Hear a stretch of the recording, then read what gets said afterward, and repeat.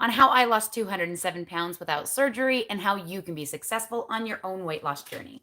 So if that's what you're looking for, don't forget to click the subscribe button and ring the bell for more videos like this one to inspire you to get started. Welcome, everyone. Today, first, before I get started on my subject, I just wanted to thank Perfect Keto for sponsoring this video. They have a new collagen flavor. This is the Strawberry Perfect Keto Collagen. And honestly, I have to admit, I was a little bit skeptical when they sent me a fruity collagen, but I decided I would try it and be a little creative. Yesterday, I had it in my yogurt and it was pretty good. And today, I'm trying it in my Crio Brew. So if you've been watching my channel for a minute, you know that I don't drink coffee, but that especially in the winter months, I like to have a hot drink, and I tend to drink brewed cocoa beans, which is called Crio Brew. That's the name of the brand I drink, but there are other brands. There's one called Chuffy, apparently. That's pretty good. So anyway, here is my Crio Brew with the Perfect Keto Strawberry Collagen in it, and I'm about to try it to see if it's kind of gross. Strawberry and chocolate sounds like it should be good, right? So I'm going to try this. And again, this is a sponsored video by Perfect Keto, and that's why I'm trying this on my live chat, and then I will get to our subject. Oh, that's good. That may be my new favorite thing. I've tried their chocolate, I've tried their salted caramel, I've tried their cinnamon toast crunch or cinnamon toast, whatever that is. But I really like me a chocolate fruity thing. I tend to like that kind of thing anyway. It reminds me a lot of the strawberry Built Bar marshmallow things. Yum. That's really good. All right, well, thank you to Perfect Keto. That's awesome. Hope you guys will use my code KETOchaos15 at Perfect Keto all the time. That code is always good. So if you're just in the market for anything, they also have some really good electrolytes. I was really skeptical at first because I don't like electrolyte products. They sent them to me. In fact, I think I have one right here. Yep. They sent them to me and I was kind of like, yeah, I'm not going to do a video about those, but I've actually been using these. So they taste really good. I can't use them for all of my electrolytes needs, but I use them for some extra potassium that doesn't taste like crud, because there's like 640 milligrams of potassium in this. Also, there's some sodium, and it's a pretty good amount of sodium, but it's not high enough, which is why I don't really recommend it as a sole supplement. But for a potassium supplement, it's really, really good, and the taste is awesome.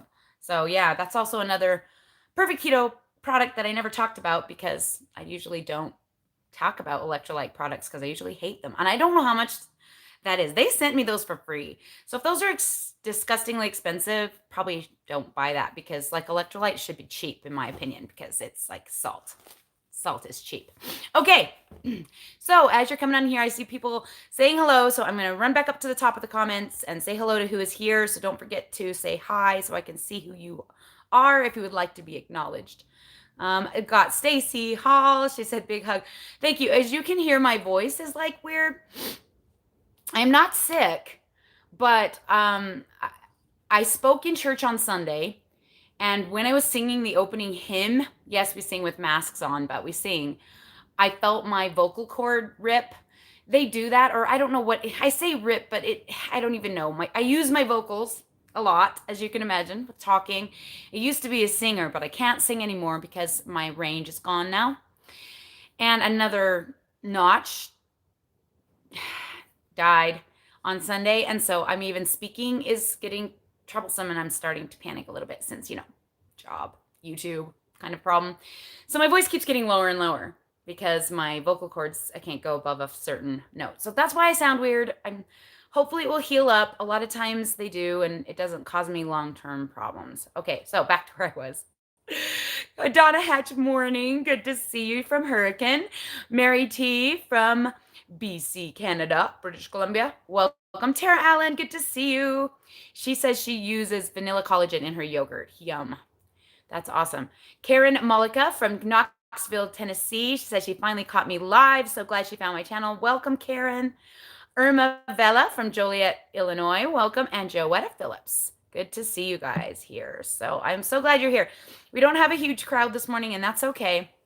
But I did get some questions this week. I've gotten a lot of questions actually about the calorie cycling and the diet breaks and what exactly that means and refeeds and should I be adding carbs in and like all this stuff. And I thought, you know what? I don't actually have a video I can point people to that just say, okay, this is how you use a diet break for weight loss. So that's what we're doing today so that I can explain a little bit of why I do things the way I do them, how I did it in the beginning of my weight loss journey, and how you might try using diet breaks in order to help you to further your weight loss and get your weight loss going a little bit more smoothly and more effectively. So that's where we're going to go. So first of all, what exactly is a diet break? Well, what I can first say what it isn't. A diet break is not a cheat day. I don't believe in cheats. I don't believe in cheat days. What I'm saying when I'm saying a diet break is I'm saying it's a higher calories than what you've been eating on your diet. That's all. It does not mean that you go no holds barred into a bag of donuts and eat them all because it's your cheat day. I don't believe in cheating. I believe in choosing. If you're going to eat some donuts, then you need to make it a choice, accept the consequences, know what's going to happen, plan what you're going to do to get back on track the next day. And if donuts is what you are going to be having, then by all means, go ahead and choose that. But the problem with calling it a cheat day is that it implies that you shouldn't be doing it. And that is actually not true. Diet breaks are beneficial to weight loss in many, many ways.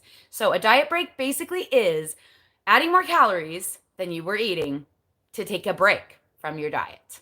Okay, so I'll go into how many in a minute, but I just wanted you guys to know that's what I'm referring to when I'm saying diet break. I'm not saying like binge fest. I'm not saying like, guilty day. It's just eating more calories. Okay. So another question I get a lot about a diet break is, do I have to go off of keto in order to do a diet break? A lot of people, when they say a refeed, they picture a carb day, a carb up day, a carb refeed. You do not have to incorporate carbs into your diet break for it to be helpful. There are different ways of reasons why people do that, and they do not have to do with the same thing that I'm talking about. What I'm talking about is keeping your metabolism healthy. What they're talking about is keeping your energy burning, your body able to burn both types of energy. And until you get to a place where you even can think about stuff like that, you don't need to be concerned about that. If you're using keto for weight loss, if you have a significant amount of weight to lose, you just need to focus on the weight loss journey for right now and not worry about anything like that. You do not need to do carb ups during your weight loss journey. That's something that you can address later if you feel like you need it. It's part of the reason why I am doing low carb now instead of keto, to keep my body burning both fats and carbs. It is a thing, but it's not the thing that I'm talking about today with regards to weight loss. Okay, so the next question I often get is, how often should I do a diet break? And that depends on quite a few different things. Number one, how long have you been dieting and what kind of dieting have you been doing? Number two, how steep is your calorie deficit? Okay, those are the two big ones. How long have you been dieting will give you many different answers based on your diet history. So if you're like me and you've just been too busy taking care of your kids and nursing and being pregnant, not able to diet for many, many years and just being obese for many, many years, your metabolism is probably pretty healthy like mine was, and you won't have to worry so much about taking diet breaks right away, especially if you have a very excessive amount of weight to lose like I did. I was almost 400 pounds. So when I started, I had plenty of extra fuel on my body. And so my metabolism stayed very healthy. For a very long time, I didn't have to worry about my metabolism because my body had plenty of fuel to burn, and it did not diet down with my calorie restriction because it just used my body's body fat for its calories. So I didn't damage myself metabolically because I was obese. That's one thing. Having a significant weight to lose, especially if you haven't been yo-yo dieting or dieting for a very, very, very long amount of time, you're actually going to have an easier time of it once you get the hang of this than other people who have been dieting their whole last 20 years. So that's one thing that I had going for me that I didn't think was a blessing, but it turned out to be exactly proof that this is true. So I actually didn't do really diet breaks what I kind of did is I planned my diet break days, or we call them maintenance days, because it would be like where you would eat your maintenance level of calories, even though I didn't even know what my maintenance level of calories was, and I still kind of don't. I would eat, over 2,000 calories or so once in a while for a holiday. So I planned them on big days that I knew that I was going to want to have something. And in order to do it on keto, all I did was just eat more fat. So I'm eating less fat because I'm trying to burn body fat when I'm on a weight loss journey with keto. If anyone tells you that you can eat 4,000 calories worth of fat and lose weight, if you're just a normal everyday Joe, that is a lie and it's not true. You still have to have a caloric deficit even when you're in ketosis in order to lose weight. And I've talked about that before. If you're curious to more details about that, I have a whole video on how many calories to eat, and I have a whole video on protein and why it's essential.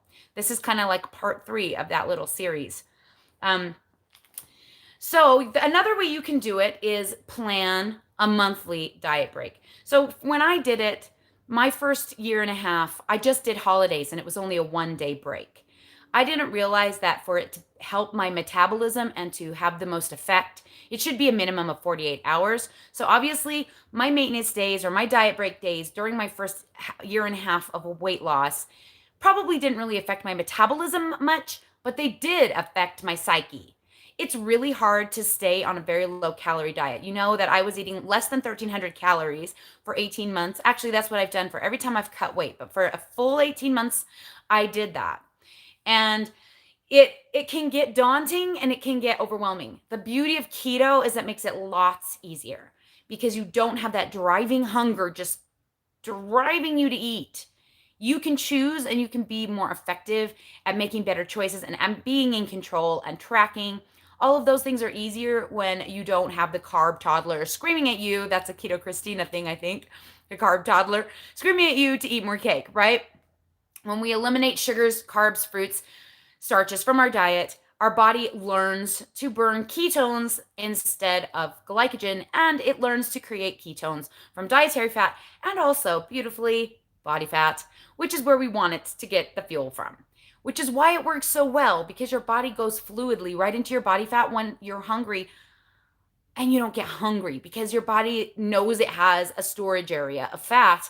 It's used to burning fat, and so it doesn't ask you to eat more fat, at least not always. Sometimes it does, but we don't need to go into that in this video. But when you're going first into your big weight loss journey and you have a lot to lose, that should be your experience. If you are feeling hunger, that is probably an electrolytes issue. So you should probably watch my video in the Keto for Beginners playlist on electrolytes so that you can understand why that might be the case.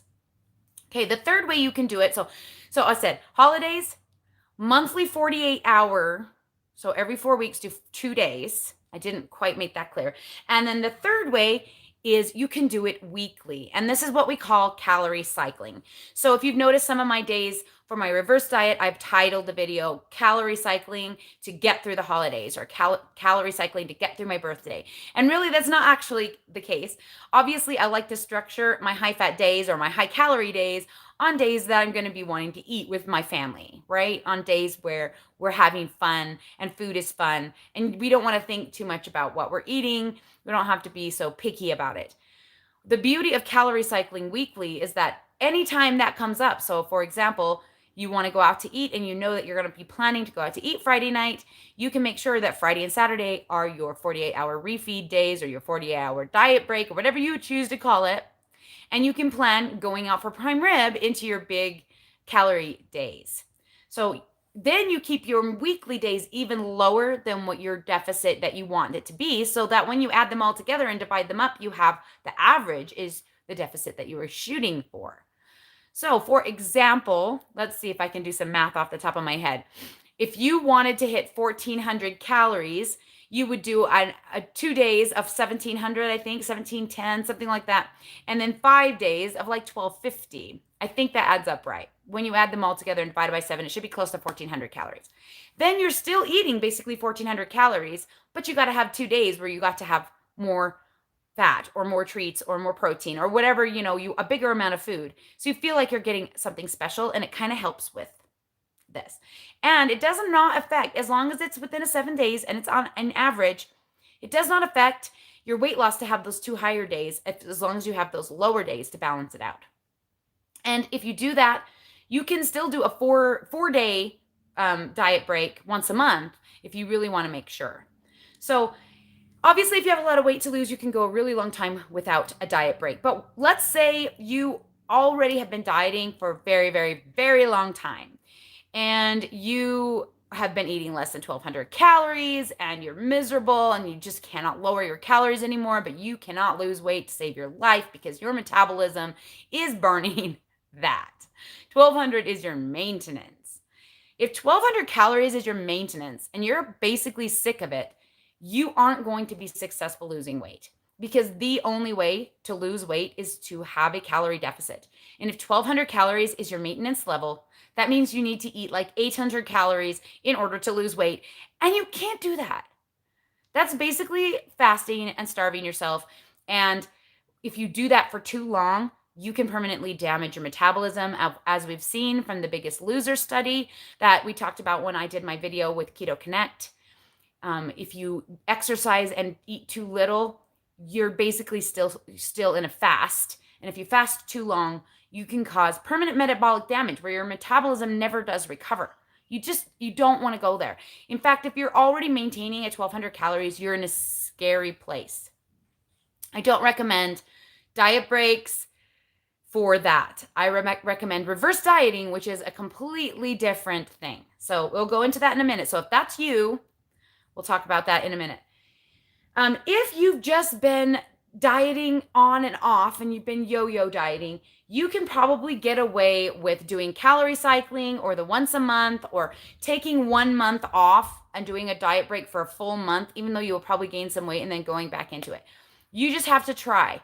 But honestly, if you've been dieting for a really long time, I just highly recommend that diet breaks are not enough, and that you're going to need a really good long time out of a deficit to heal your metabolism or to have enough effect to make it worth it. Because if you're maintaining on 1,500 calories or 1,600 calories, going lower is really, really, really hard. Plus, you have to go really, really low in order to get that big deficit. Whereas if you're maintaining on 2,000 or 2,100 calories or even higher than that, going into a deficit is not that painful. And so that's why I recommend the reverse dieting. So what is the difference between a diet break and a reverse diet? A diet break is either a 2-day or a 4-day or a 7-day time that you choose to have higher calories in order to keep your metabolism a little bit more healthy and prevent it from completely dieting down to your low deficit level. That's a diet break. That should be incorporated, especially if you are under 200 pounds when you're starting out your weight loss journey. You should probably incorporate that monthly 2-day diet break from the beginning. You should probably do that, and just it'll make your weight loss success last longer if you keep your metabolism burning a little higher, so that you don't have to keep lowering your calories. I've never had to lower my calories because I've done plenty of diet breaks. Once I hit the 199, I knew mentally and physically that I was done eating 1,300 calories, that my body now said no. And I went on a lazy keto time. I didn't know it was a diet break at the time. I did 3 months of lazy keto. Actually ended up losing more weight because I wasn't way overeating. I was just not paying attention. And then I went on a little mini cut back to my tracking and my 1,300 calories for January, February.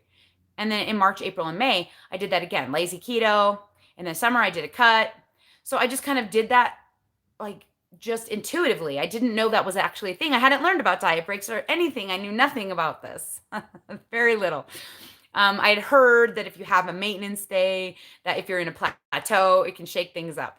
But I didn't even understand the logic or the science behind that. The science behind it is that your metabolism burns a certain amount of calories at rest. And when you eat less calories, your body panics a little bit and goes into take care of me mode and tries to keep you from losing weight by burning fewer calories at rest. So it's a defense mechanism that we are fighting against, and we're trying to trick when we want to lose our body fat and tap into those stores. It's complicated when we've done it so much. Our body is just like yo-yoed all over the place. And this isn't a binge purge yo-yo type of thing. This isn't a, oh no, I ate all the ice cream yesterday, I have to fast today. No, don't do that. This is a planned, I'm going to have ice cream on Saturday. You do not have to have ice cream. You don't have to have carbs. You can have keto ice cream, whatever you choose to do, however you choose to do it. If you feel like you can go out of ketosis, not be super miserable, and come back in, you probably can't. But I'm just saying, if you feel like you can plan to do that. Carbs, adding them slowly is just better on the gut. I've experienced this myself than going and having a whole, lot of them in one day when you haven't had any for a really long time. You will get gassy and bloated and be in a lot of pain. But if it's worth it to you, do it. Just go right back to making your next meal keto. Don't beat yourself up. Make it a plan. Plan it. That's the difference between a cheat and a diet break, is it's a plan. Plan. It's a choice. Okay. So, reverse dieting. As you guys know, I've been reverse dieting. I am not reverse dieting because my metabolism was damaged. It wasn't. In fact, I tested it at the very beginning of my reverse diet and tested higher than normal for my average weight where I was. So I had not damaged my metabolism, and all the dieting that I had done, because of how many breaks I took intuitively and didn't even realize that that's what I was doing good things for me. I was embarrassed that I gained 20 pounds last year. But you know what? Because I gained 20 pounds, that's probably why my metabolism was awesome after doing 13 weeks of 1,300 calories, right? Like, you just kind of have to look at it that way. When you're in a diet break, enjoy that and don't stress about the weight loss. And when you're not in one, enjoy the cut and enjoy the trimness of your body, and try not to focus on the fact that there's less food. Enjoy the phase you're in. That's a Colin Dewey thing, got from him. So the reverse diet is basically, it's long-term diet break. You really, ideally with a reverse diet, you're starting at maintenance calories. If you, like me, lost a lot of weight and you don't have any clue what your maintenance calories are, you can't quite figure out how to stay the same, using the diet break to add calories each week and see what your body does is an ideal way to figure that out. But the actual goal of a diet break is to push your calories higher. So for example, if you have been dieting your whole entire life, or at least for the last 20 years, and your metabolism is burning 1,200 calories at rest, and you know this, and you cannot lose weight because you cannot go any lower than that, because human beings should not. It's just horrible. It's torture. Don't torture yourself. Then you could start by the first week adding in 25, 35, 50 calories, see how that goes, right? So you start at your 1,250 or your 1,200 and add in 1,250 the first week. If you don't gain any weight, or if you lose some weight, or if you stay the same, then you raise your calories. It just depends. Raise or keep them the same. You never go backwards. So I've been working from 1,300 calories all the way up to 2,100. I had some weight gain in the beginning, so I kind of had to hold off for a little bit as my body got used to the idea. And then I had some weight loss, and then I maintained my weight up until this last 3 weeks, where I've had some weight gain again. And that means I think that I hit my maintenance, my real maintenance, my ceiling. And when you hit the ceiling, the idea is to push the ceiling up. So even if your current maintenance is 1,200 calories, if you're patient and you can just do this every week and count on the fact that you're going to gain some weight and say that that's a good thing, you can eventually get your metabolism to heal and get back up there. And if you keep it up there for a nice long time, and we're talking like 9 months, a year, we're not talking about like 2 weeks of eating whatever and then going back to 1,200 calories. We're talking about giving your body a real break, a really, really long one, so that your metabolism really gets comfortable burning 1,800 calories, burning 2,000 calories, whatever you can get it up to. Then you can go back into a weight loss phase, a shorter one, plan it to be 8 to 12 weeks, do only that, and then go back to those maintenance calories, and you'll have less metabolic damage, and you'll also lose a crap ton of weight really, really quickly. You need to let go of the idea that you have to make it to your goal weight before you can stop dieting, because that is a bad choice. If you have not been instituting diet breaks the whole way and you've been eating 1,200 calories for a very, very, very long time, guaranteed, you're going to be miserable trying to get to your goal weight. You're not going to make it there because you can't go lower. So how do you know how many calories to eat on a diet break For example, if you don't know what your maintenance level is. So ideally, you would eat your maintenance level calories. So if you know before you started your diet, well, even before you started your diet, it's still confusing. If you've started your diet and you lost a lot of weight, see, that's where it gets tricky. But if you know that you can eat 2,000 calories and not gain weight, then you should just eat 2,000 on your whatever. It's kind of a crapshoot. But I find that one of the good ways to do it, especially if you know you are losing weight and you're losing a reasonable amount of weight, i.e., 1 to 2 pounds a week and not more than that, probably you're in a 400 to 600 calorie deficit. So you can add 400 to 600 calories to what you're eating and call that your diet break day. So if you're eating 1,300 calories for your diet, for your current diet, your maintenance calorie days can be 1,700 to 1,900. Mine were often 2,000, and I did just fine. I did 2,000 to 2,100 on mine, and I did just fine. I didn't know what my maintenance would be, but I was a lot bigger, and so probably my maintenance was way higher than that, and that was technically still a deficit, right? If you're really, really big, you're burning a lot more calories, which makes that 1,300 calories a huge deficit, which is why it works so fast. So if you're losing weight really, really fast, obviously your maintenance is going to be higher than that. And honestly, I recommend slowing it down unless you're extremely obese and it's damaging your body and you're going to die if you don't lose 100 pounds in 8 months like I did.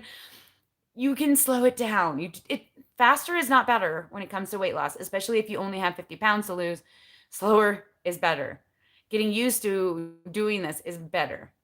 So that's why I say add 400 to 600 calories back into your diet, or don't track and just eat what you feel like eating, what makes you happy, what makes you feel satiated.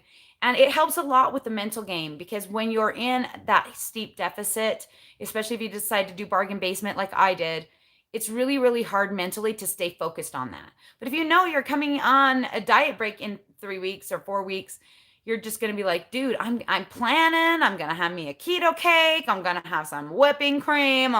You can plan out what you're going to eat and have your whole day ready and just enjoy it and then just go right back into it. Or enjoy it and realize you don't need to go back into it and do a higher level of calories, or take a longer diet break. I know that BioLane, when they're doing their cutting phase and their diet break phase, they tend to do 2 weeks diet break, 2 weeks cutting.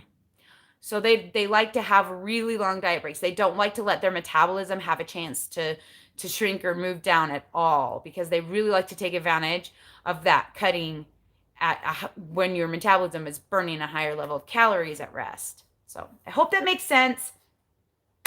That's all I have to say about it. But now I have a video, so people ask me, I could say, here you go. Here's the diet break video. Hopefully that was not too long and too wordy, and I hope that I explained it well enough. And if I didn't, feel free to drop a question for the next few minutes. I'm going to be doing question and answer. So if you were here for the diet break info, there you go. We're moving into the next phase of the video.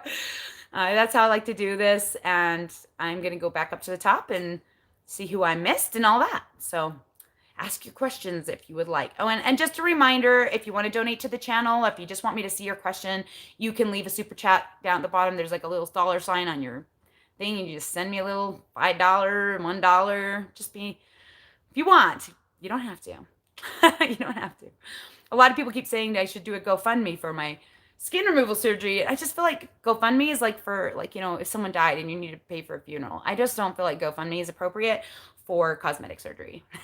So I won't be putting out a GoFundMe, but if you ever want to donate to the cause, I have my PayPal is ketochaos@gmail.com. You can send me that. I've had people send me PayPal donations toward, and I appreciate it so much. And I'm just saving up my monies, hoping for a government bailout. Maybe we'll use that. I don't know. But anyway, I'm going to drink some of this before it's freezing cold. Oh, that and the fact that my voice is just really rough today. I don't know why. I mean, I do know why. I wish it would stop. I hate sounding like I'm sick when I'm not. It's annoying. But I may sound like this forever and ever, amen, and I hope you guys still love me, even if that happened. And you know what? Maybe my vocal cords will die entirely, and that would be the literal worst nightmare that I could possibly imagine for my entire life. That could happen. Maybe I should go see a doctor about those. I never have. And it's been a problem for 19 years. I've had issues with my vocal cords. So long. Okay, back to the top. Where are we? Who did I miss? I think I saw Joetta Phipps, but I'm not 100% sure. So I'll say hi to Joetta again. Kristen Hagley from West Virginia, Honest AF. She's like one of my long time subscribers. If you go back and watch my very first live chat, she's always there. Thank you, hun. And Kiss Keto by Keto Kath. Good afternoon. She's awesome too. She's got the best voice, way better than mine. She has this really sweet accent. You guys should go check her out. It's Kiss Keto by Keto Kath. Rachel Devonish is here. Hello, beautiful. Linda takes it back. Hello. She says, I was this close to doing a diet break this week, and I stayed virtually the same all week, but then today I lost 1.4 pounds. I'm definitely going to do it when I stall. Yeah, and that's the thing. Like, if you want to use it as a stall slayer, you can. But the problem with that is that once you stall, your metabolism is already dieted down. By planning it and doing it the whole time, you're basically keeping it from that happening. And so then avoiding a stall. At least that's how it's supposed to work. I don't know. I didn't need to do that with my first 100 pounds. So, take it or leave it. Actually, 130 something pounds, I think.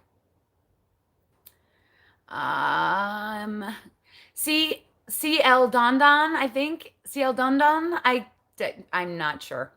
He or she says, I really like you. May God prosper you in all you do. Thanks for your help. I'm at 176 pounds down since December 2019 with no surgery. I still weigh over 340. That is amazing. What huge progress. Way to go. That is so awesome. It's definitely a journey, and it is long.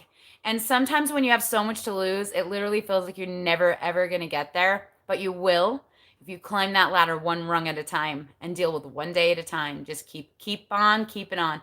And don't forget, eventually you're going to have to do your diet breaks if you haven't already. Because especially all right, keeping you mentally healthy. Okay, Mary T says, what about those on maintenance? Is it still beneficial to have higher calorie days? I tend to eat the same kinds of things every day. That is a very good question. I think that yes, you could possibly do type of a reverse diet if you took diet breaks where you pushed your calories up. But I would say I'd qualify that more of a reverse diet than a diet break, because a diet break is literally it's a break from dieting. If you are not dieting, you are maintaining and you're at your maintenance calories. The only thing you can really do is diet to lose weight, or use a reverse dieting technique where you raise the calories a little bit and a little bit and a little bit, and you pay really close attention to what you're eating in order to get more food in your body without gaining weight, or without gaining a significant amount of weight, to encourage your metabolism to be higher. So if you're maintaining at like 1,700 or 1,800 calories, I would say go for it. If you're already maintaining at over 2,000 calories, it's up to you. Like, if you feel like you want more food, if you just eat what you like and you don't feel like you want more food, there's just really no benefit to doing that, though there's no harm in it. So say you want to have a special day where you're just eating whatever you want and you plan it and you only do 1 or 2 days, it's not going to make you gain a ton of weight. I mean, you're not going to completely waylay your progress by having 1 or 2 days of higher calories. So I hope that helps. I think that's the right answer, but like I said, I'm not always an expert on everything. Kiss Keto by Keto Kath says, I like the idea of a diet break because you're giving yourself permission rather than beating yourself up over it. Yes, because a diet is not fun, right, guys? I mean, who likes to be on a diet? I don't. It's hard. You do feel miserable and tired and usually hungry, and it is not fun. When you know that you're going to get a diet break, it makes the not fun part easier to get through. And it also makes it have an end. If you just think you're just going to eat 1,200 calories until you hit your goal weight and you don't know when the end will be, no. That just does damage to the psyche. The likelihood of you succeeding is slim to none, which is why we have yo-yo problems. People will diet and diet and diet till they can't take it anymore, and then they just eat everything. Whereas if they had just planned to eat more on certain days of the month, they probably would have been fine. So that's the difference between a diet break and yo-yo dieting. Yo-yo dieting is where you're desperate because you can't take the dieting anymore and you just eat everything in sight. And then you gain the weight. And then you get tired of the weight gain. And so then you go back on a diet, and it's this up, down, up, down, up, down, up, down all the time. A reverse diet, you do gain weight, but you're doing it over a very long amount of time. Very long amount of time, right? And when you get to the point where you're like, ooh, no, I don't like that. I can't do this anymore. Then you just go on a very quick cut, like super quick. Get in, get it done, get out, and go right back to your maintenance. Okay, so that's what makes it so great. The reverse dieting and getting your metabolism to burn so high is that you can really lose the weight faster and less painfully if you're willing to gain the weight that you need to. But if you're just yo-yo dieting where you're beating yourself up and you're just eating everything in sight and you're just like, F it, I'm not doing this anymore, screw this whole thing. I've done that. I've done that several times. I haven't dieted as often as some people, but I have definitely had the screw it attitude. And the screw it attitude is what's going to completely damage you. If you're just like, okay, I'm taking 6 months off and this is how I'm going to do it. And if I gain, I'm going to allow myself to gain up to 15 pounds. And if I go over the 15 pounds, I will reevaluate what I'm eating and decide whether or not I need to do a cut or whether or not my break has been long enough and how I'm feeling mentally. And then decide how long I'm going to do it. I think I'm toying with the idea the next time I do it is doing like 2 weeks on, 2 weeks off, kind of like the BioLane people do. But I don't know exactly how that works yet. I'm still figuring out what I will do when I get to that point. But at this point, I'm still doing a diet break. I'm still doing my reverse diet and trying to keep my metabolism burning a lot more calories. This coming Saturday, I'm actually going in for a DEXA scan and a core test to see if my metabolism has improved using the reverse diet. It's possible that it hasn't and that my metabolism was already as high as it was going to go and that it's just coincidence that I'm able to eat more food. I don't know. I really don't have any preconceived notions of what it's going to say, but I'm curious because it's more data points. And I like my data points. They help me know exactly if I'm doing things right and if I'm not. So yeah, this Saturday is my appointment. Wish me luck. Okay. Karen says, what if you're eating 1,400 calories and burning 500 calories for exercise? Is this too little net calories? That depends on you and how long you can handle doing it. As long as you aren't doing it for an exorbitantly long amount of time, it's probably fine. But really, ideally, a calorie deficit shouldn't be more than 400 to 600 calories total. So you might be kicking your metabolism in the butt doing that. Oh, I see someone has sent a super chat, so I'm going to find that really fast. Here we go. It is from Jen D. Nola 20, and she says it's for the surgery fund. Thank you so much. Appreciate it, hun. Good job. You guys are awesome. I love the support. I think I'm going to be able to figure out the surgery. I'm feeling more and more confident in my ability to find the money. I don't know. We shall see, but it's hard to decide to spend money on yourself, especially when you have 9 kids. And I have a daughter who's getting married in June, and her wedding is not cheap. And I'm sure you can imagine. And of course, that has to come in before me. Okay, where were we? Right there. Mary T says, I lost weight on keto with high calories. I only had 60 pounds to lose, and now I'm maintenance 2 years and seem to intuitively eat higher than lower with no gains and still 90% keto. That is awesome. But that means that even though you were having higher calories, it meant that your metabolism was burning higher and you were still in a deficit. So even though you were eating more calories, that doesn't mean that you weren't dieting. You still have to be in a deficit to lose weight. So if you lost 60 pounds, even if you were eating higher calories, that means your body just burns better calories than other people's, most likely. That's a genetic thing too, and we are fighting against our genetics. Some people have killer awesome metabolisms. Some people don't. What's weird is that they're telling me that at the core test that I have an awesome metabolism, but I still got to be almost 400 pounds. So you got to know I was eating a killer amount of calories to get to that point. Yeah. Carly's mama says, thank you, Tammy, for telling us about Colin DeWay. He is so motivational. I agree. Colin is like, salt of the earth, wonderful person. I'm so glad to support his channel, and I really hope his channel goes because he is like really, really good. And he's like me, where he gives a lot of information for free, and he does offer coaching like I do, but he doesn't push it all the time. He's just really, really genuine. And I just feel like he is such a good person and he has so much knowledge. I just really like his channel.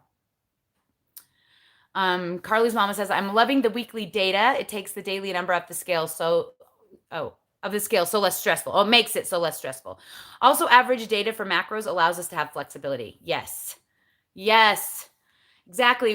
Calorie cycling is so helpful when you want to go out to eat or anything like that. And if you do it every week and you just average it out to get your deficit or wherever your plan is or your maintenance, it works. It really, really, really works. It's great. She says she also started doing the 2-day refeeds this last weekend, and wow, it's a game changer mentally. Yep.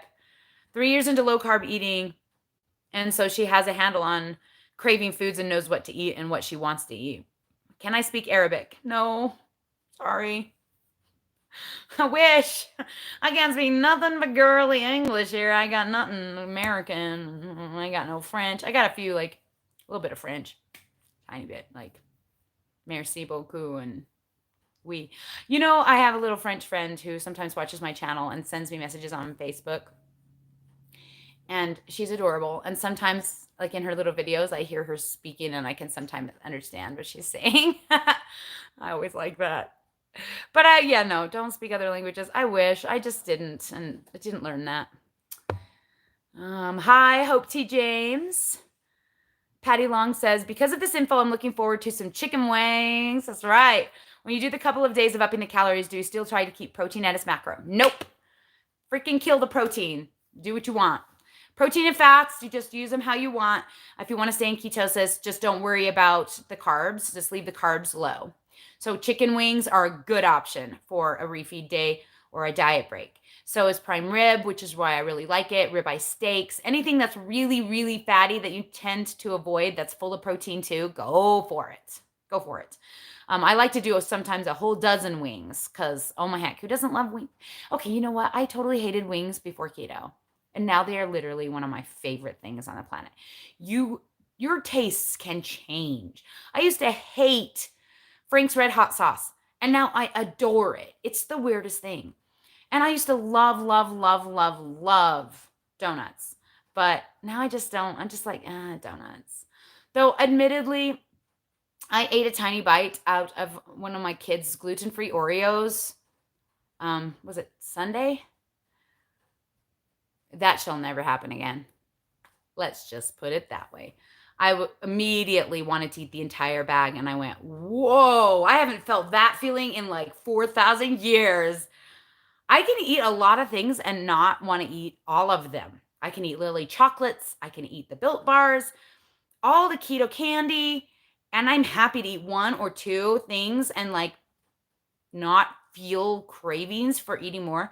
I literally took one bite out of that Oreo and it was like diving down the depths of Crave City. I can't even look at them anymore. I'm like, whoa, okay, kids, you got to get those out of my house and I shall not be buying them again. Sorry. Because I don't want them addicted to them either. They couldn't stop eating them either. Gluten-free Oreos, who knew that they were like exactly the same as real Oreos? They are. So, oh, honestly, I've said this is a beautiful mug. I think this is just a Pioneer Woman from Walmart. I'm not 100% sure. It's actually a soup bowl. It's cold now, but it still tastes good strawberry chocolate milk or cold milk or cold Crio Bru, whatever it is. There's no milk in it. Only the strawberry collagen that I talked about at the beginning if you guys missed it. New flavor. This video is sponsored by Perfect Keto.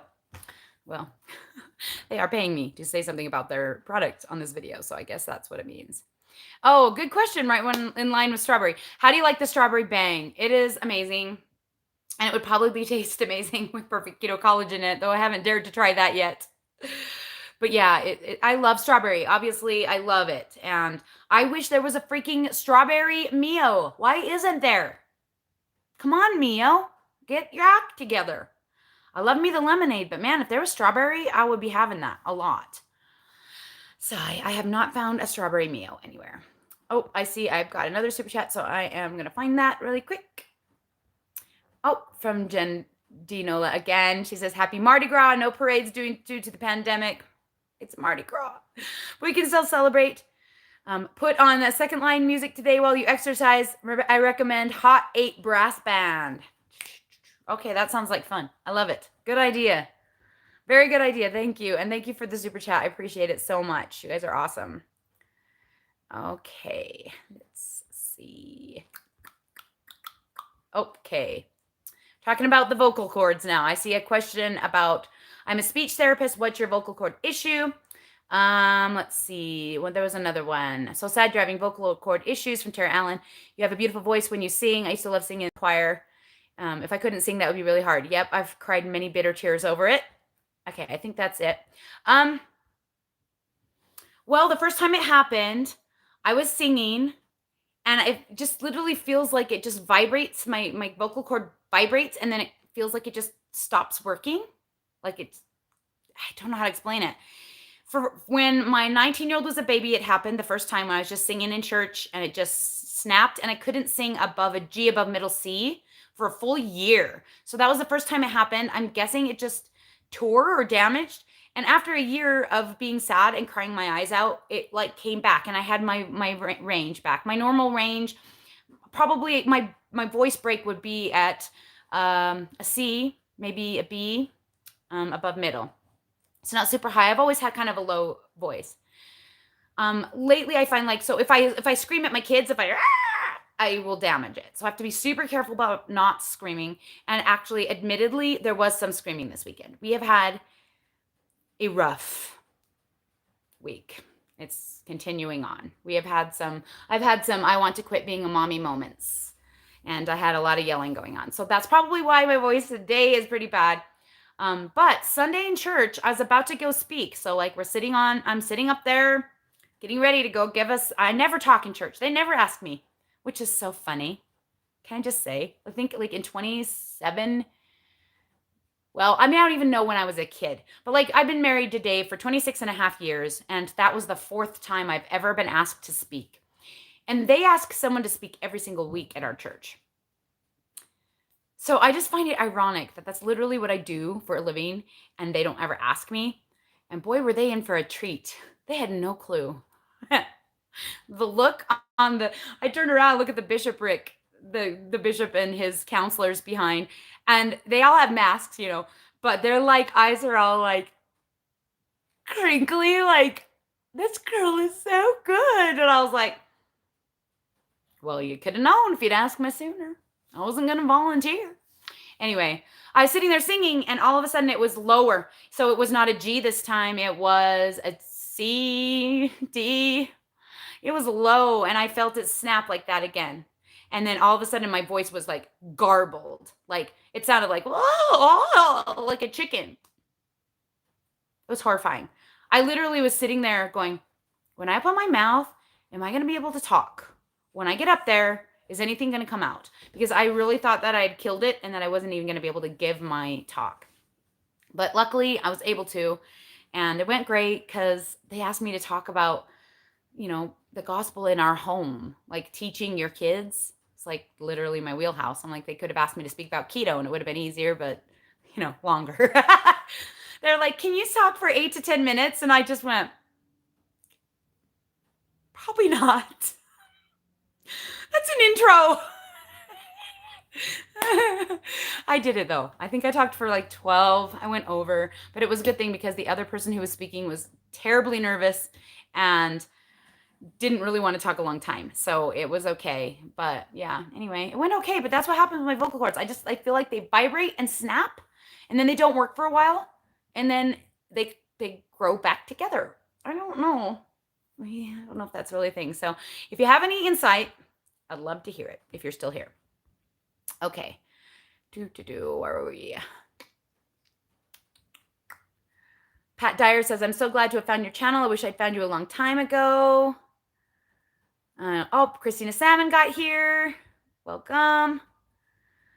Kiss Keto by Keto Cat says, thanks for the shout out. I like to shout out anybody I can as much as I can. It's just my thing. I've always done it. If you go back in my videos, you'll see sometimes my live chats were just purely shout outs from smaller channels. I would go and try and find them, and I would do like Saturday shout outs, and I would just shout out. So guys, I always like helping people whenever I can with YouTube because I know how hard it is. I've been very lucky, but I know how hard it is because even though I've been lucky, I still feel like I'm stuck half the time with YouTube. All right. Joetta says, I love that you say my name right. How else would you say it? It's Joetta. It seems easy. I don't know. People say my name wrong too, though, all the time. My name is Tamra, just so you guys know. There is no A, E, or whatever in the middle. It's not Tamara or Tamura. It's just Tamra. And people always add the A or the E. And they call me Tamara all the time, even though there's no A or E in it when they're reading it. They say Tamara. And who doesn't know when it's spelled Tamara that it's just Tamara? People should know that. I don't know. It's just weird to me. So that's why I went by Tammi on the channel. Though now, since I've been going Tammi on the channel so much, I'm kind of back to doing Tammi in real life. I was Tammi growing up, and now I'm kind of back to doing Tammi in real life again. It's kind of weird. Okay, that is actually a very good question. Tracy Kiselak, I hope I got your name right. How did your husband handle the weight loss? It seems my husband, may he rest in peace, would crave ice cream when I would diet. I'm so sorry to hear that you have lost him. How did my husband handle it? Well, that is actually a really good question because the first time I lost weight, he did not handle it well. And I don't mean because he wanted to eat ice cream. I mean because he got excessively possessive over me. He did not think that I would stay with him if I was skinny. And he happily got me fat again by buying me all the treats I asked for because he wanted me to be unattainable or unattractive to other men. He admits it. You hear, Dave? You hear me talking about you? Sometimes he watches these. This time, when I started losing weight, I sat down with him and I said, okay, babe, we're going to have a talk. Just so you know, I am an extremely loyal person, and I would never do anything to leave you or cheat on you or even look twice at another guy. I am not that kind of person. If you don't know me and you don't trust me, that hurts. It has nothing to do. I am not with you because I'm unattractive. That is terrible. I said, I want to be strong and I want to be healthy for my kids and I want to be able to dance and I want to do all these things I never got to do because I was too busy taking care of the kids. And if you can't hack it, that's unattractive, man. You got to stop it. You got to stop it. You need to trust me. And this time, he's trusted me. And you know what's funny is the first time I lost weight, he went on the diet with me and we lost the same amount of weight. Up until I lost the 100 pounds and kept going this time, our weight has almost always been the same since we got married. We got married, we were both 225. I got pregnant, we both gained weight. I got pregnant again, we both gained weight. Like almost on the exact same. When I lost the weight last time, he lost, I'm not sure. I think he lost 107 and I lost 110. We both gained it back. And neither of us told each other how much we had gained back. But when I started keto and he decided to join me, he was 370 and I was 374. We were the same. We lost the 100 pounds in the same amount of time. He lost 100, I lost 100. But then he decided high-fat keto was for him and he didn't want to be in the deficit anymore. And I kept going and he stopped. And he is still keto and he has since put some weight back on. It's the only time our weights have separated so much in our entire almost 27 years of marriage. So I think he doesn't want to disappoint me by eating things that I might find unattractive. I don't know. He is very dedicated to me and devoted. I totally lucked out in getting a husband like that he just goes with me whatever I want and he gives me whatever I want. If I want to be fat, he will make me fat. He is good at that. He has done it multiple times. If I want to be thin, he jumps on board with me and tries to support me as much as I can. So I can't say much about how other people's husbands are because my husband is literally the best husband that anyone could ever have. He is literally everyone's dream husband. So I got lucky. But it is a very good question because he was super insecure the first time and it was really unattractive and it really made me feel, gosh, does he think I'm that shallow? I'm going to get skinny and just go off with some other guy? Why would I do that? I know when I got it good. I'm not dumb. No other guy is going to give me what Dave gives me. He's amazing. So, oh, and Mary says, thanks for your answer. That's exactly how I eat. High maintenance calories around 1800, occasionally a donut. Yep, perfect. That's how to do it. That's where I would like to get once I'm completely done losing. So I'm not done losing, but I'm just trying to keep my weight gain during the times I'm taking a break at a minimum. I'm not done. I would really like to see the 150s at some point. My ultimate goal was 163. I think when I have the skin removal surgery, I will be in the 150s if I can hit that goal. So I'd like to see that, though I don't know if I'll maintain there. I'll probably maintain in the 160s, I'm thinking. It's just more comfortable, I think, for me.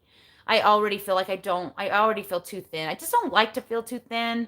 I've always been soft, and I've been the soft and comfy mom person, you know, and already, like, I already feel kind of like sharp. And when you're sharper physically, I don't know if that's true for everyone, but you're sharper emotionally and mentally. Like, I feel like I'm harder.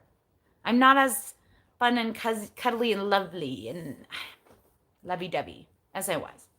But maybe that's just because I'm strong, because I've done this amazing thing, and I'm just more sure of myself, and I don't apologize for myself anymore like I did when I was fat. I don't know. It's such a strange feeling. Hope T. James says, yes, unfortunately I've yo-yo dieted for the last 8-ish years. Yeah, so you might be needing to do a reverse diet, find your maintenance, and stay there for a little while. Get that metabolism nice and healthy before you try and do a cut diet break phase. All right. Yeah, Christina says, I'm in a break right now. Just happy to maintain. Yep. Carly's mom says, DEXA scan data. I'm excited to see that next episode. Awesome. Michelle McKee says, I'm scared to try the reverse diet, but I think I need to. I'm at goal weight, 138, eating 1,400. Yeah, just go super slow. So the idea is, if you just go super slow, you're going to have less likelihood of just having a jump in weight gain, which is scary. I went super slow though, and I did have a jump in weight gain, but it wasn't fat. It was all water. So also remember that too. Anytime you change something, your body might freak. So don't count on the scale being accurate. Take your time. If the scale jumps, just stay there until the scale chills out and you maintain there, and then add a little bit more. And it's just keeping really meticulous track over time will help you. You can do it. All right. Honest AF says, actress Kim Cattrall says once she's been on a diet all her life, said once that she's been on a diet all her life and she said it wasn't worth it. She's eating salads every day to stay thin. Yeah, you know what? That's the thing. We have to live. I've been learning a lot about budgeting, and I have to say Dave Ramsey sucks bad. Like, I hate that. I hate that man. Why on earth would you sell everything you own and live on beans and rice to pay off debt? You're just going to binge and buy more things. It's just like a diet. I don't understand that logic. You should find a way to live happily. Find foods that make you happy. Have your diet breaks that are planned. Just like when you're budgeting and you're planning to do fun things. You're planning to go out to eat. You plan to do this in order to live and be happy and not feel so restricted. If you feel too restricted, you're going to binge. You're more likely to binge. That's why the low-calorie diets fail. They work if you can do it long enough. And that's why diet breaks help, because they give you a limit. And they give you a plan. And they give you a time frame. You know, I'm going to do a diet break only on Saturday and Sunday every single week, and I'm going to eat 2,000 calories. Or I'm going to do a diet break only 2 days a month, and I'm going to eat 2,200 calories, or whatever it is. And you track it and plan it. And your food's going to be tastier that way anyway, because you're going to really think, how can I use these calories for my benefit, right? Like, you're going to eat the yummiest things, the things that'll make you the happier, the things that you really, really want, rather than just eating whatever's in front of you all day long. Karina Conti says, hi, Tammy. I've been having problems losing those last 10 pounds. I've been off the diet and eating and maintaining for 10 days. I'm going to do 2 weeks of being on the diet and 2 weeks maintaining. Try it. You may not have been off long enough to get your metabolism in a happy space. That last 10 is just tough. And that's why I said I don't know if I'm ever going to make it to the last 10, because I just don't care enough. And I just don't want to lose that last 10. I like being a little bit like something to me. I mean, I don't know. It depends on what your goal is, but yeah, it's worth a try. It's definitely worth a try. Definitely, definitely. Ooh, yummy. CL Don Don says, at 200 pounds off, I plan on buying an Alaskan king crab for me and a friend, making a killer dinner. Dang, that's so awesome. And honestly, king crab is pretty low calorie, especially, I mean, just, track the butter you're dipping it in or whatever, but like, that's actually not, you could eat a ton of crab for a diet break. Like, you could eat a lot. It's not like a chicken wing where it's like covered in fat. So, oh, and her name is Clara. She's trying to regain the ability to walk after an accident and 3-month-long hospitalization, 2 surgeries, but ketoed even with the rehab. God is amazing. Wow, girl, that's awesome. You are freaking awesome. You should start a channel and start inspiring people. People love to hear stories like that. It makes them feel like their goals are reachable when they see people doing impossible things. And that is amazing. Good job, Clara. All right. Lemonade Mio and strawberry collagen in your yogurt. Yeah, I should try that. I think I did a squirt of pomegranate and a squirt of cherry because I was trying to do like a berry blend. But it actually didn't taste too bad with just the strawberry in there too. Like I tasted it before I added in the Mio. Hey, 2 crazy ketos. Good to see you here. Welcome, welcome. Tara Allen says, it's my birthday today, 39. I'm feeling weird about it. How do you handle getting older and your feelings around it? I don't. I just get annoyed. That's a very good question. I don't know. I guess I haven't thought about myself that much. Now I'm feeling about myself more, and I wish I would have known all this stuff when I was younger and I could have enjoyed it more. And I kind of feel like, dang, I have wrinkles. And they're hard to see with this light, but I do. I have these right here that are always there. And I'm like, ooh, maybe I should go get those like filled or something. And then I'm like, no, girl, don't go crazy. The loose skin is one thing, but I don't want to become like someone who really has to always look young. I've been lucky, my genetics, I do look younger than my age. I always have. And when I was younger, I actually acted older than my age. And so I've always been in this really comfortable place where when I was young and I wanted to be older, people thought I was older. And when I was older, people thought I was younger. So I've been lucky. I've been lucky in a lot of ways. But it's just like with everything else. Take a deep breath, accept it, and move on. Those Atreyu moments where we just look at ourselves in the mirror and go, well, here we go. We're almost 40. Got to walk through the mirror. It is what it is. We can't stop it. We might as well enjoy it. And in fact, my mother-in-law often looks at me wistfully and wishes she was in her 40s again. She says, oh, 40s was the best time of life. So I try and think about it like that. 40s is the best time of life. And so far, it has been true for me. So I don't know about 50. We'll see. We're almost there. So, girl, I only have 4 more years until I'm 50. So, yeah, I'm a little nervous about that one. We'll see. I still have a lot of kids too, and that helps. Having young kids makes me be able to pretend, especially if I'm out with just my young kids. People think I'm younger than I am. Yeah, that's fun. I like that. It was funny when my oldest graduated from high school, we went out together and people thought we were like either brother and sister or boyfriend and girlfriend.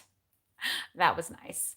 Also, people often tell me I look younger than I am, which is helpful because I used to be like a words of affirmation person.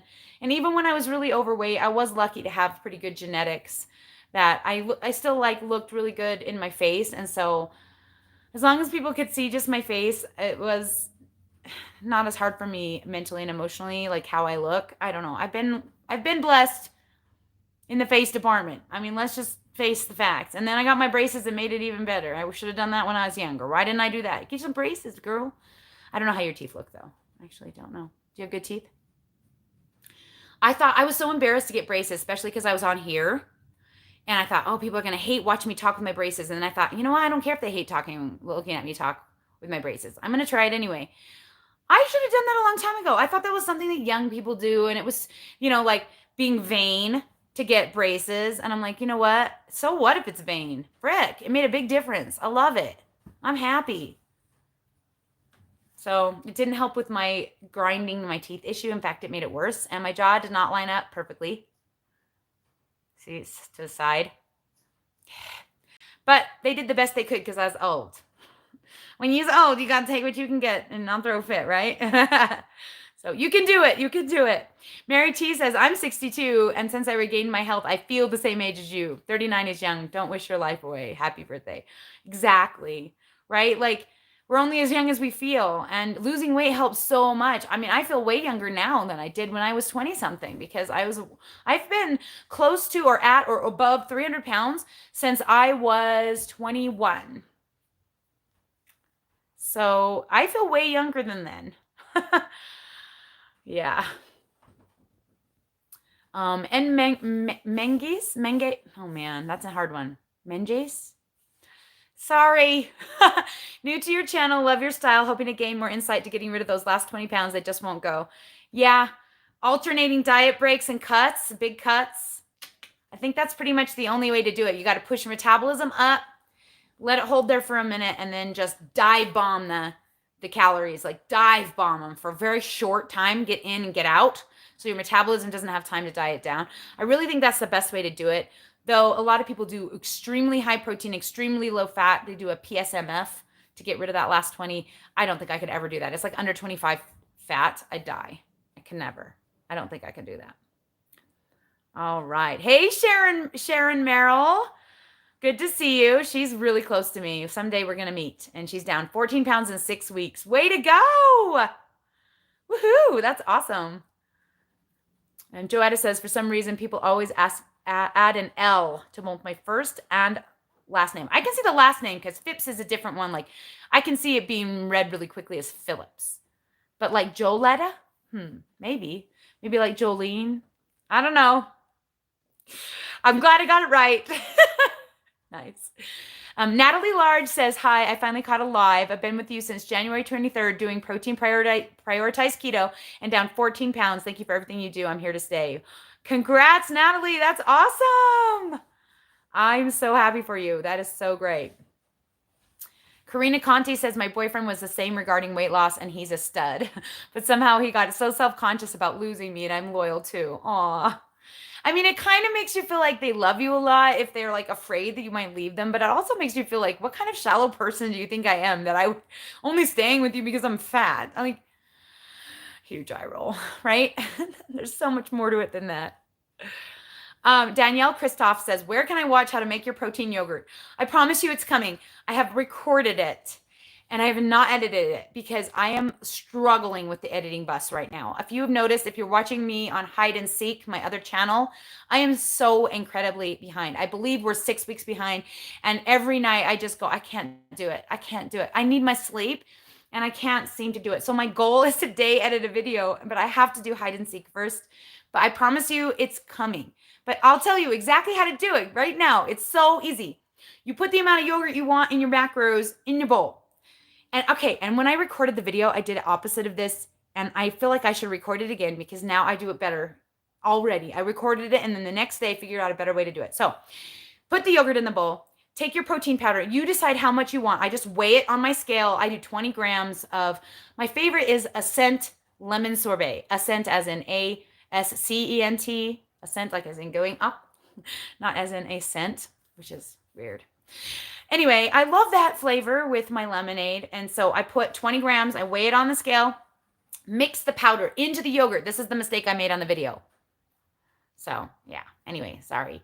Mix the powder into the yogurt. It mixes really well that way. And then add your flavorings and things like that you want to make it yummier. So I add, in my lemon flavor one, I do 2 squirts of lemonade Mio and 2 capfuls of lemon juice.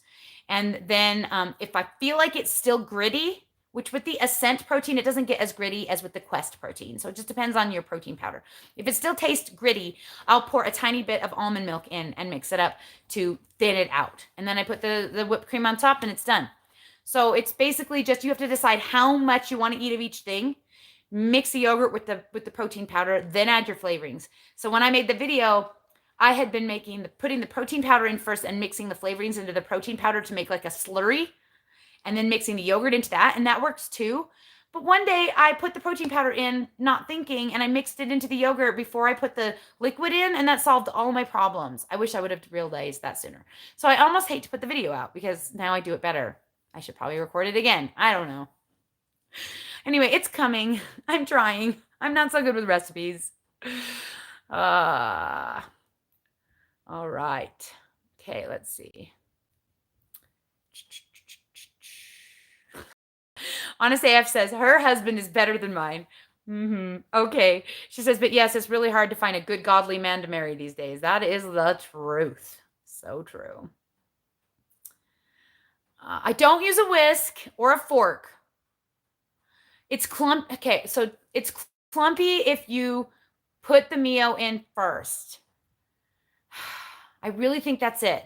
Because like I used to put the protein powder and then squirt in the Mio and add the lemonade and then just mix it all up, and it would get like clumps of lemon protein powder in there. And so then I started doing the slurry where I mixed up all the liquid stuff with the protein powder before I put the yogurt in. And that works. But it seems to have fixed it by putting the protein with the yogurt and adding nothing else, mixing that all up, incorporating it really well, and then adding the flavorings. So try that, Tanya, if you haven't already. Hopefully it will help. Okay.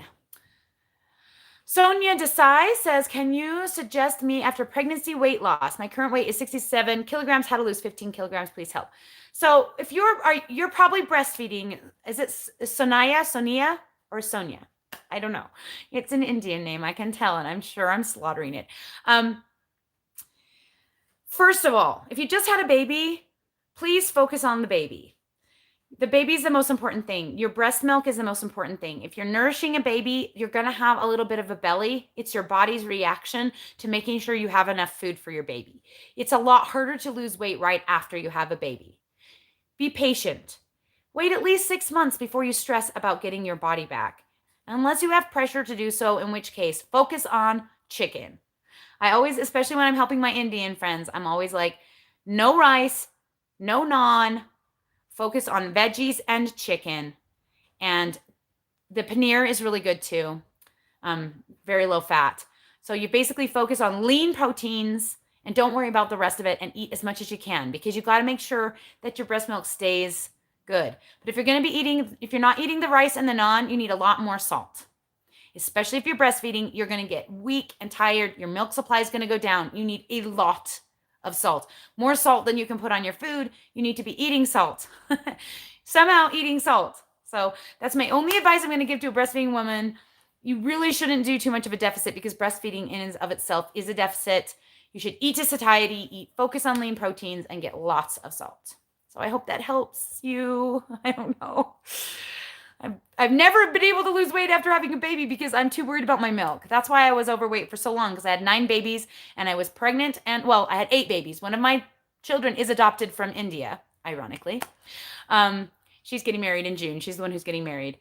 So 8 babies, and I breastfed all of them for years. Like my oldest breastfed almost 6 years. I know I hate admitting it because I'm a sucker mom. I like give them whatever they want. I am the world's nicest person when it comes to raising kids. I really need to be meaner, but I'm just not. And anyway, so I was basically pregnant and or breastfeeding at the same time for 22 years straight. So I didn't really feel like I could lose weight because I needed to take care of those babies. So take care of that baby, and congratulations. Babies are a blessing. I love them so much.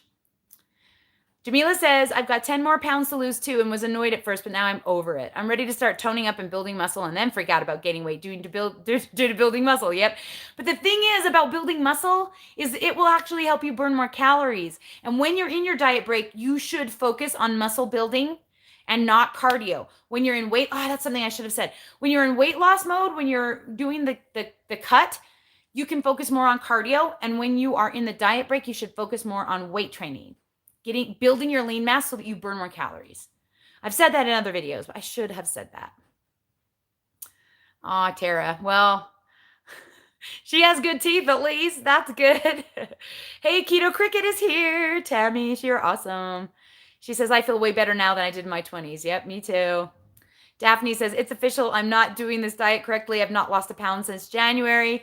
Are you on my Facebook group, Daphne? Have you gotten my Getting Started guide? Remember, focus on lean proteins as much as you can and keep the fats and carbs lower.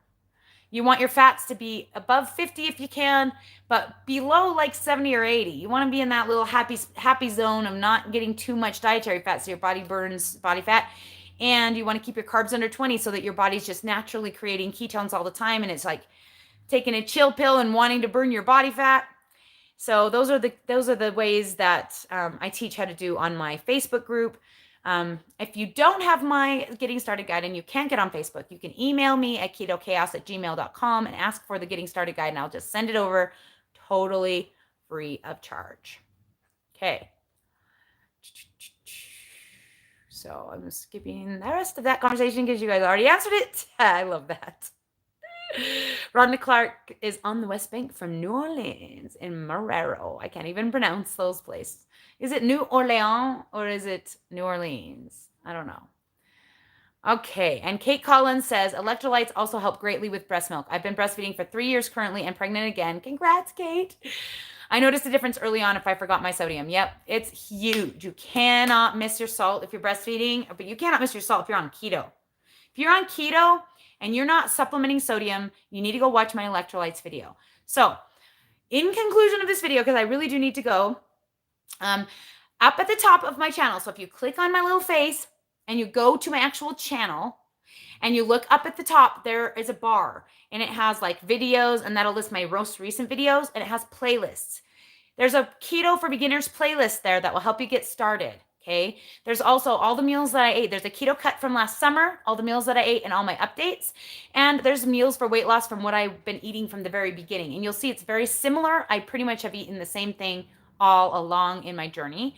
So if you're looking for more information on how to be successful with keto, I have over 600 videos on the subject. So there you can binge watch to your heart's content and find all the information. If you want direct help, I do coaching. It is $40 a week for adjusting your macros, like for a reverse diet, or it is $30 a week for just helping you get started on my plan that's in my Getting Started Guide. If you just want the guide, like I said, email me. I'll send it to you for free.